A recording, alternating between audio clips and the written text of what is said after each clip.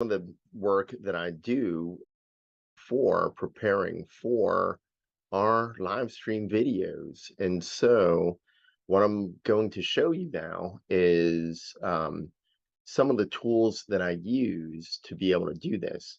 So, if you notice here on the right, we have this is an Apple script program, and I have it down here on my dock. It's called Script Editor, as you can see where I have it highlighted now. And so it's you can find several examples of this, by the way, on doing an internet search, if you will. Um, so basically, I have notes, and that's when I scroll when I go live each evening. And as people add updates, um, I update that scroll. So that's what you're going to see here. You're going to see me update the scroll, and we'll go from there. So here we go. So one piece at a time. So I'm going to hit the play button on this. And there are ways of initiating these scripts from the command line, as you can see here in this blue box right here. So, but for this all intent and purpose, it's going to open up the Notes application that you see there, and then it's going to allow me, it resizes it to these coordinates, size and position.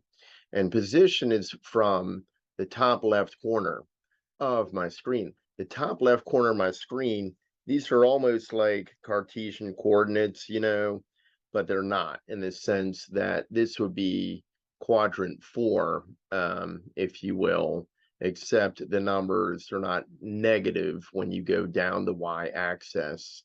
So it's pretty much, 0, comma 0 is in the upper left corner. And so, um, you know, what we see 1356 is basically about this way over on the x-axis, and then 741 is where this is on the y-axis. Now, how can I double check that? There is a key combination where if I take a screen capture, I hold down the command and the shift button and the number 4, and then you'll notice my cursor changes into like a bullet mark or a target mark, if you will. And so if I bring that all the way up here, it's going to be something very close to like what I was saying and what you see with the 1356 and the 741, if you will. So that's exactly 1356 and 741, the upper left-hand corner of this note window here. Now I'm going to hit escape because I'm not going to take a picture of it. But that's basically, this part over here. So a lot of the stuff that I open automatically is kind of similar to this. I tell application notes to activate, and then I tell application system settings to tell application process notes. I tell window 1 to set the size, to be 1238 by 988. And again, that's how big the dimensions of this window are. And so there's that. And of course, you got Intel on the end of it. So what I'm going to do, because I had some updates added the other night, is I'm going to show you another script that I've written.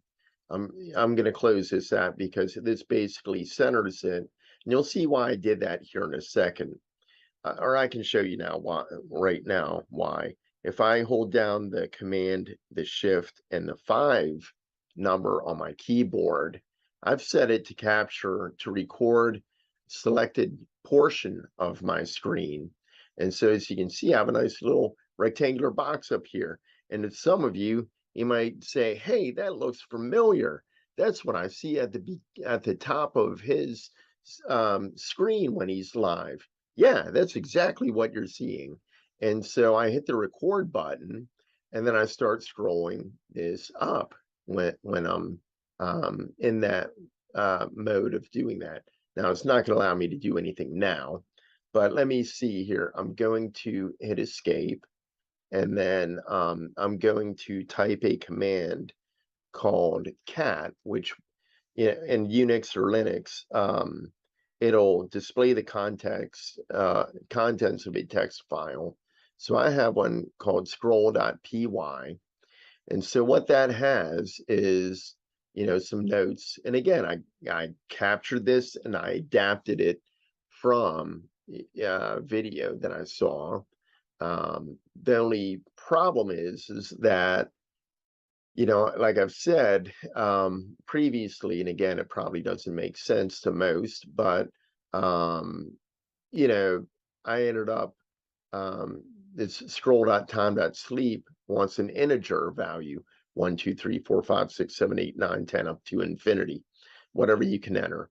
But this dot pause command will take whatever I input up above here and as a fractional number. So I don't want to wait a whole second to scroll this when I record it. So what I'm going to do is I'm going to move this window down here so I can kind of eyeball it, because as you can tell, I have a let's see here, uh, time.sleep is 3 seconds, and it'll put on my terminal screen here starting in 3, which tells me that, hey, I can hit the record button. So what we're going to do is watch. And again, I used to manually do this, but this tool is really awesome. So I'm going to do Python 3, because that's the version I got here, scroll.py. So I'm going to hit the enter key.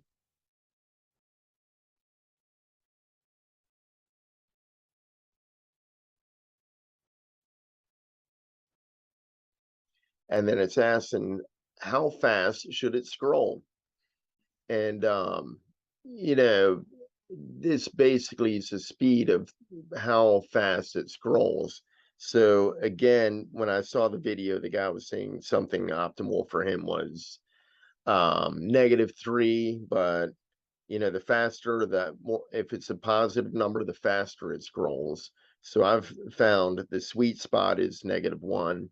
So I'm going to enter -1 there, as you can see. And this is down here in the bottom right corner. And then how long till the next scroll? Okay, so this one is like a puzzle, because it's like 20 zeros. 1, 2, 3, 4, 5, 6, 7, 8, 9, 10, 11, 12, 13, 14, 15, 16, 17, 18, 19, 20, and then 1. So I don't even ask me what that is, but that is what it is. So now what I'm going to do is hit enter on that. And then what it's going to do is it's going to wait for like 20 seconds. Then it's going to print out 3 seconds. And then you'll start seeing the automatic scrolling happening above. So let me hit enter. And then that'll give me a chance to get set up over here. So I'm going to hit enter. I'm going to click on my notes window. I'm going to hold down Command Shift and 5. And now I'm going to hold my mouse over the record button. And what's going to happen here is once I see starting in 3, I'm going to hit record. I'm going to move the mouse up. There we go. I'm going to hit it, move it up there. So now, you might be thinking, oh my goodness, this really scrolling fast. And indeed it is. And so that's what, I used to do manually, but on my trackpad or even a mouse, I got to start from the bottom again. And so there's a delay, whereas this one is continuous as it is scrolling, of course. So that's what's going on here. Now, I had to do a few configuration things, not a whole lot. I had to accept a license to be able to use Python on a Mac, but I didn't have to necessarily install a whole bunch of stuff. I think it came in through Xcode or whatever. So there you have it. I'm not really sure about the quality of this, but I'll show you in a minute how I can check it and verify it, of course. And so this whole scroll may end up being like 20 megabytes and not a whole lot, if you will. And as you can tell, it's not that I don't mind scrolling by hand. It's just I need to update this um, periodically and maybe remove some of the names. And again, I'm trying to program it so that I can uh, have people report, their answered prayers or have it automatically remove it after 6 months or whatever. So this is continuing to move forward. And I have just enough entries in here to the point where it gets at the bottom of the scroll. And then, once it does that, then there's the X on the top bar. It's on the right-hand corner of the screen. It's like a a white circle with an X in it. So that's what I'll be looking to click on next after this is done doing its thing, of course. And so now, if I scrolled it this fast, it wouldn't even take the first decade to have it be finished, right? So I'll show you what I do with that to kind of slow it down, of course.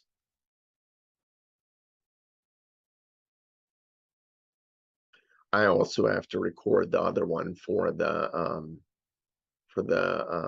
Divine Mercy Chaplet before tomorrow. But I'll do that, and I'll do that after I'm done recording this segment. But it's basically the same deal. See, we can see the bottom of this. So I got to get ready. So when and everyone else's intentions in blue comes up to the top, I go up here where the white X is, and I hit stop. So there, you see in the bottom right, it has that. I got to take my pointer to the upper left-hand corner, and as you can see down here, that's part of the fail-safe for Python Auto GUI, if you will. And so it's done. So I got that there. I can move this out of the way now. And so you can see me once again. I can close this down. I do want to record the other one, but I'll do that another time.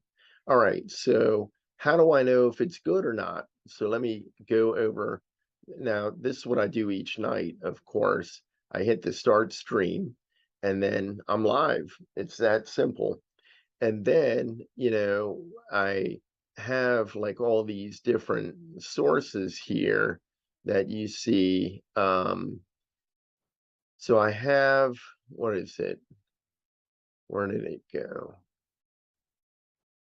The intro music. So I just hit the little eye icon. You'll see down here, it starts playing Mr. Tapley's music. You can't hear it now here because that's just the way it is. But that is actually a folder that has a bunch of different songs and whatnot right there. So that's there. So what I'm going to, so then once I go live, after it's done playing Mr. Tapley's intro, I hit this icon, and then it has, welcome to the Word Family Rosary Network, the thing that you see. And then once it's done playing, I can tell. And then while that thing is playing, I unhide the tile, which is this. And so once like I said, this top part's done playing, the tile is now viewable. And so once this, finishes, it basically ends, and then I hit the Tapley Bell button and it plays the little Tapley Bell.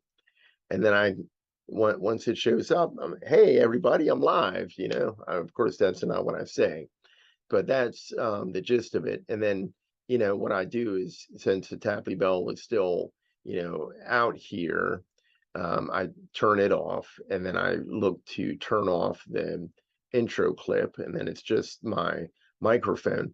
Now, again, typically I wouldn't have the red X here, it's on mute right now. So when it's not muted, it's, showing there. But I'm recording this with another program, so the audio channel is open. It's just not being captured through OBS here.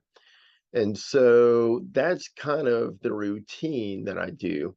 And then what I do for, let me see here, for the petitions, I have the actual VLC open, and I put it over someone like that. And so when you're actually seeing it, once I go live, let's say I go through the whole spiel and say, okay, let's get ready to pray. So then once I'm starting to pray, then what I do is I click on this other one here, VLC intentions, and then I click on the eye above it, and then I can close this one out. And you're probably wondering, well, how does it stay up here still? So the difference is, and I'll show it to you in a second. So see, now this is now scrolling across the top. And that's what you saw a little while ago is, it's right there. So,